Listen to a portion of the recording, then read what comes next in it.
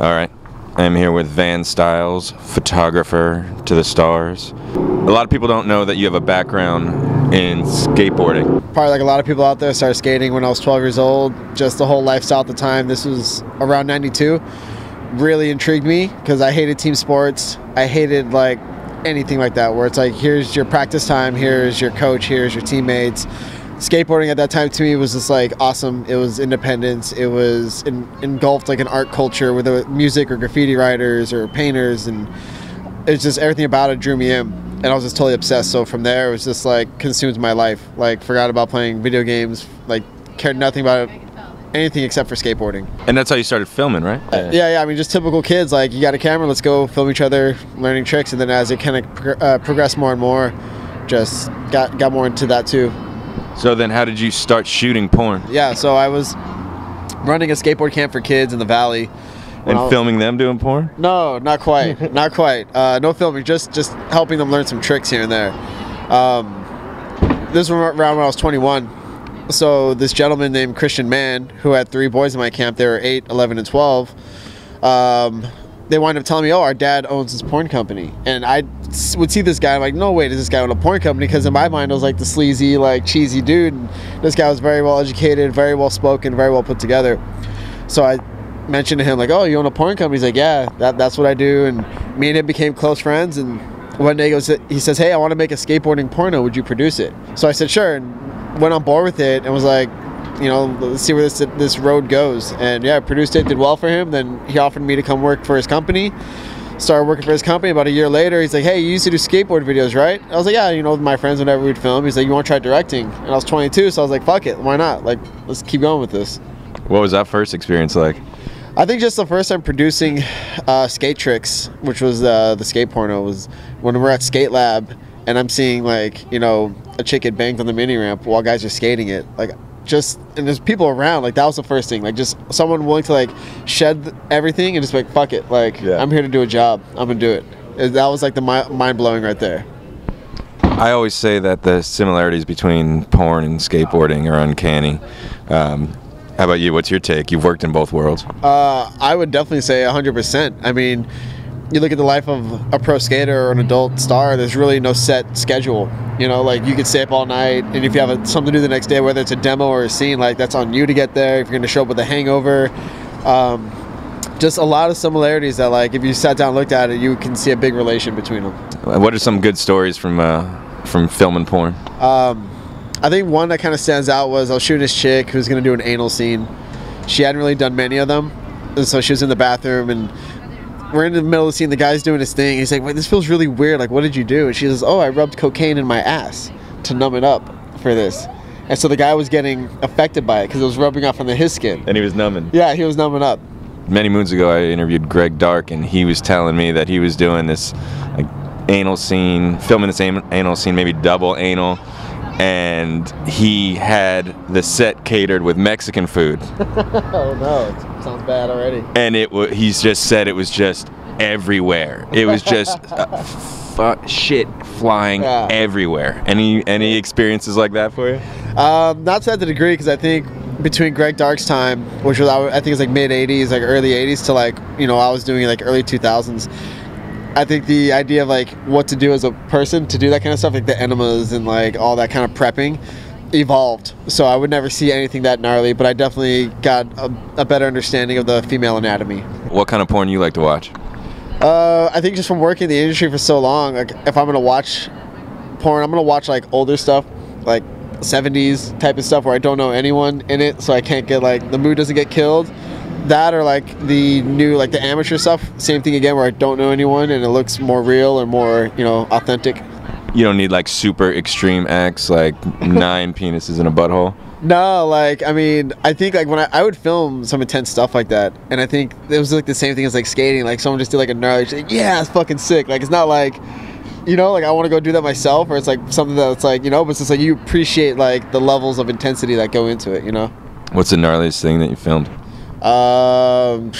Jesus, man, I'm trying to think. Like on the scale, I mean, I've done everything from like 10 guy gangbangs to, you know, a chick having like getting DP'd with like a plunger in her butt and like the dude underneath. Like, I don't know. I mean, I'd probably say that stuff, but I did do a lot of weird stuff working with Reality Kings from Money Talks, their website. Like a chick getting lobster claws and like jerking a dude off with like lobster claws. Ouch. Yeah, that was kind of interesting. Or just like weird stuff, like we would like, you know, paint things on the girls, like take their pussies and like make it look like werewolves and like, you know, just really weird random shit. What's the vibe like on a 10-guy scene? I feel like it's just trying not to be awkward. It's just like is that possible? I don't know if it's possible. Like I would feel awkward for the guys. Like you're just standing around and it's just like here's this chick waiting. Like, all right, 10 guys. It's like fucking next, like, and just trying to figure out like what to do with each of her limbs. It's pretty weird. What's proper etiquette when a set of balls rubs against another set of balls? I think in their mindset, it's probably to like try to act like it didn't happen. You know, like just that weird awkward moment in an elevator and you get off, you're like, all right, see you later. Like, I think that's the thing. You know, I've never really seen anyone really speak up about that. No pardon me or anything. Yeah, I think if it's in the production, you just have to kind of keep going. Like, that's about it, you know? Same hold true when a guy gets some shrapnel, like spray going his way? I think so. Like, well, then it'll kind of be like trying to get some more. Because I think then they'll try to step away and take care of the situation rather than just like sit with it on them, you know. Thank you. Yeah. So, at what point do you stop doing porn and just start shooting? For me, porn needs to evolve to a different level, and it's just not going to. So I was like, I'm going to follow photography, because within that time, I was really pursuing it, because photography wound up being what skateboarding was to me at 12 or 13. So I just kind of started pursuing that. Because porn, like you've been around it, it's very redundant. There's very little room for open creativity or open difference to trying it. And like that's what I originally thought about the industry was, here's an industry of independents who do what they want and try it. And I think just due to the economy and due to the free tube sites, companies don't want to try anything new, don't want to try anything different. They just want to go with like, this seems to be working, so let's just keep doing that. And that killed me. I couldn't do a Groundhog's Day over and over. And I've been working in that business for like 10 years. When you were directing, did you also have to test out the talent? No, not test them out. Like it pretty much should be like, it's almost like ordering at Amazon. You would get emails from agents like, oh, like this girl does this and does that, and her availability is this day, so I can have it by Friday. Like, and you book a shoot, and like, you know, you would reference like other directors, have you worked with them, or performers, have you worked with this person, so you would get some initial feedback. So I think like those days of like the casting couch and like testing out, like I said, it kind of evolved somewhat from years ago to when I was shooting. So none of them? None of them. Really? You didn't bang any of them? Well, I mean, if you're talking about like testing out, like, yeah, of course I dated girls, but I mean, I thought you were referring to like, oh, like in order to be in this movie, I have to test you out. Yeah. Like, nothing like that. Okay. But like, I was a little bit of both. Yeah. Well, no, obviously, I think any industry you work in, you're gonna wind up dating a coworker or two here and there. So. Is the home sex the same as the on-set sex? Kind of, because you could take notes from like what you see, you know, yeah. And like when you're at home, okay, I'm gonna try this, like, you know. So once again, going to skating, when you're at a training facility, see someone, oh, that's how they do that trick. All right, I'm gonna go home and try it like on my own time and see how it works out. Your dick is a TF. To some degree, yeah. All right.